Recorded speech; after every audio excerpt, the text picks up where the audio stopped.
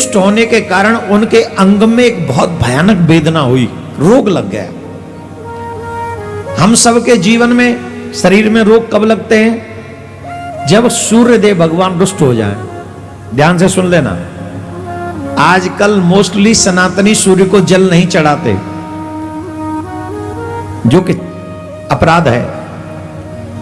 कोई भी सनातन में जन्म लेता है तो सूर्य भगवान को एक आशा होती है कि एक लोटा जल ये मुझे भी नित्य चढ़ाएगा, और इसीलिए हमारे शरीर में रोग लगते हैं। छोटे छोटे बच्चों की आंखों पे चश्मा है, क्यों है?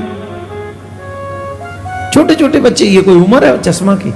और लगा हुआ, कभी भी सूर्य को जल ही नहीं चढ़ाया। शरीर में तमाम रोग हैं, क्यों है? क्योंकि सूर्य को कभी प्रसन्न नहीं किया। आरोग्यता प्राप्त करने के लिए भगवान सूर्य का आदर करना चाहिए और नित्य एक लोटा जल अवश्य चढ़ाना चाहिए। जो जो माता पिता चाहते हैं कि मेरे बच्चों को कोई तकलीफ न हो, निरोगी काया प्राप्त हो, या जो बच्चे चाहते हैं मुझे निरोगी काया प्राप्त हो, उन सब को सूर्य को प्रातःकाल स्नान के बाद सबसे पहला काम जल चढ़ाना चाहिए। रोली डालकर, लाल फूल डालकर या पुष्प डालकर अवश्य जल चढ़ाना चाहिए। इससे हमें निरोगी काया प्राप्त होती है, सूर्य भगवान प्रसन्न होते हैं।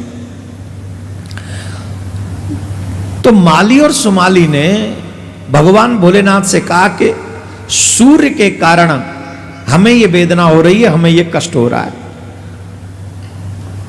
सुमाली और माली के मुख से ये दुख सुनकर शंकर भगवान को क्रोध आ गया और उन्होंने अपना त्रिशूल सूर्य के ऊपर चला दिया। अब भगवान शिव के त्रिशूल का बार भला कौन सह सकता है? किसमें इतनी सामर्थ्य है जो उस बार को सह ले? तो सूर्य भगवान रथ में ही रथ से नीचे गिर गए, मूर्छित हो गए उस त्रिशूल के बार से। वो नीचे गिर पड़े, सूर्यदेव अचेत होकर अपने रथ से नीचे गिर गए।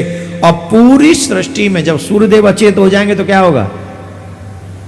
अंधकार, पूरी सृष्टि में अंधकार हो गया। जब सूर्यदेव के पिता कश्यप मुनि को इस बात का पता चला कि मेरे पुत्र को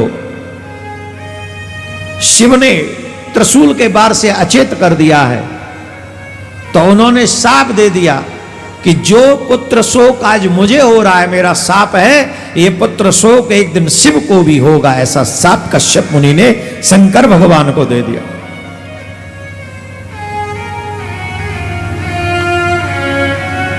उसी शाप को सत्य करने के लिए भगवान शिव ने गणेश जी के शोक को स्वीकार किया। थोड़ी देर के लिए पुत्र की मृत्यु कोई साधारण थोड़ी, कितना बड़ा शोक है।